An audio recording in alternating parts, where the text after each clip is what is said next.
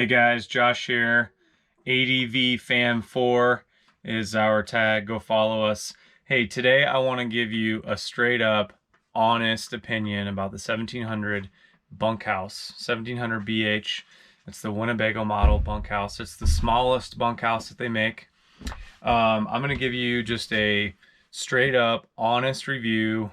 We just got back from basically a 4-day trip, and there's a few things that I like. There's a few things that I just think are really silly for a big manufacturer to execute a nice model like this. Let's start with the inside. There's really no problem with the layout. I mean, everything is made really nice. The latches on the doors stay closed. We did have a problem with this door. I think we had something heavy leaning against here and it popped open while we were traveling. So there's a few things that we just need to learn there, probably get used to how we're packing it and such. But overall, great space. There was plenty of storage space for clothes. These areas here are pretty big, although we'd like to fit a cube in there, like a little storage cube. But this arch here is going to keep us from doing that, so we just got to kind of figure that out. These little lights, let's talk about the lights really quick on the inside. All of these, every light except for this one, and this one is powered by this switch right here, on and off. But this switch literally controls one single light in the whole entire camper. That's just silly. So all of these are touch. So you have to go around, and the kids like to go around and turn them on. So then we end up with all these lights, and I gotta run around, and I gotta turn these things off, and I gotta go in each little spot and turn them on and off. I just wish it was one switch. That's probably one of not many pet peeves in the whole trailer. Bed size, really nice. I'm sure just like any other camper manufacturer, you're gonna wanna upgrade the mattress. It's not great. My wife was okay with it. A little heavier, not real heavy though. Not a big dude. And it wasn't really that comfortable. Night 1 was okay. Night 2, not so much. 3 was, yeah, it just went downhill from there. Entertainment system was really cool. I don't know how I've ever lived with a trailer and no outdoor speakers. That was awesome. That's super fun. You're sitting outside, got friends around, listening to some music. Bluetooth worked great. We got to figure out kind of how we're going to do the entertainment for the kids and movies and stuff when it's raining or something, but we'll get there. Furnace worked great. No issues there. It is really nice that the kids are closest to the furnace.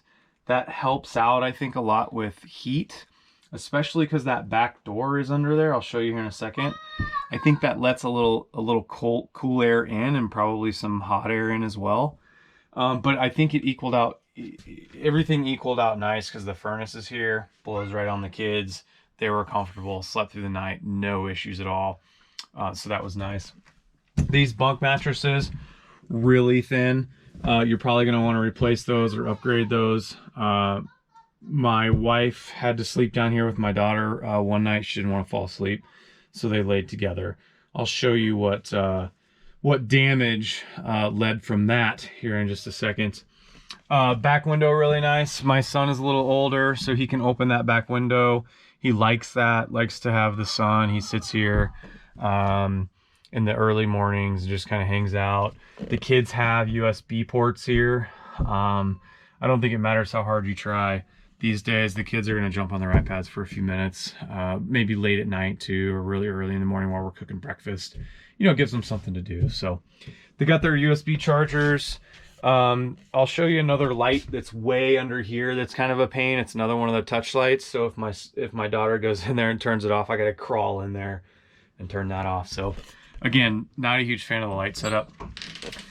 Bathroom, really nice. You know, this is a really good sized bathroom. There's no sink that you're going to get on the bigger models, but it works out okay. Pet peeve number 2. This shower curtain, you can see it's already gone. Garbage, complete garbage. Don't even try to hang it up. Just get one of those with a pole across here, hang a normal shower curtain, cut it to size, call it a day. Yeah, stock shower curtain, completely garbage. This is nice on the, I think this is the winter package model, but it's got heat under here. So when you have the furnace on, the heat kicks out here in the bathroom, which is nice. Gives you a little heat so you're not super cold using the bathroom or taking a shower or whatever. We're not really warm here in Colorado yet, so we still have some pretty chilly nights. Little lights underneath here. Again, touch button, USB chargers. In case, I don't think this is specific to these models, so I won't call it a pet peeve, but none of the plug-in outlets work without external power. So we had to do the generator in order to run the coffee pot. That was really it. My wife wanted to use like a curling iron thing, so she had to put the generator on to do that, which is fine. That's okay.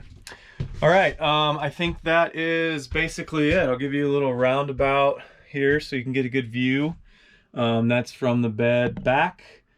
So yeah, pretty spacious. I mean, there's 4 of us and we were just fine. You know, I mean, you want to spend most of your time outside anyways, so it worked out okay. All right, let's move to the outside. Again, here's our speakers.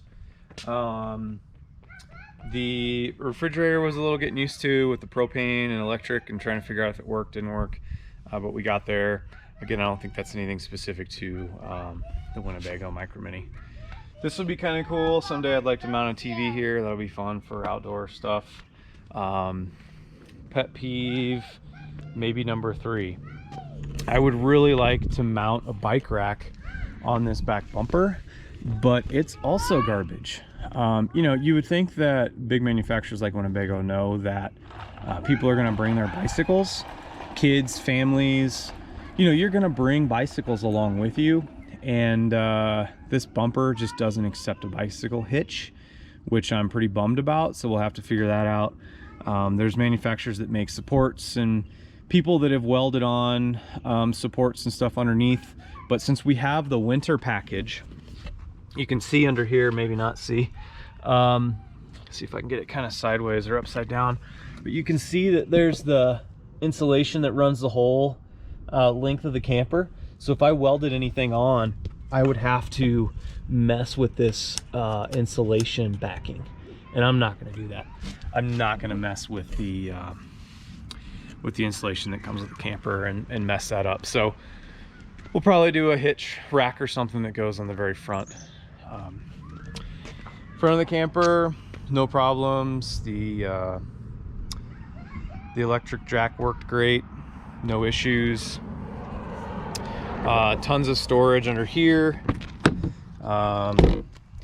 Works out really well. Lots of space. This one is wired for solar. That's on the other side, but really nothing to show you there. Outdoor shower here. Pet peeve number, what am I on, 3? It's not very bad for a new camper. This lock here is different from every other lock on the camper. So when I want to use this outdoor shower, I got to go find a whole different key than what's on all these other ones. I almost wish it was just like a little latch or something, so you just kind of open it. I mean, yeah, maybe someone's gonna steal a shower head to an outdoor trailer shower. I don't know. Maybe that's a real thing. But I might change this out, make it to where I can just do that without a key. All right. Last but not least, the back storage here underneath the bunk. And here is what happened when my wife laid with my daughter. All these under supports popped. Now the top bunk I think says like 250 pounds, so I just kind of imagine it was going to be the same. So this bunk needs to basically be rebuilt. So I'm going to take some 2x4s and rebuild those supports. This is just a cheap wood. It just all popped when they both laid in it together. Lasted a couple nights.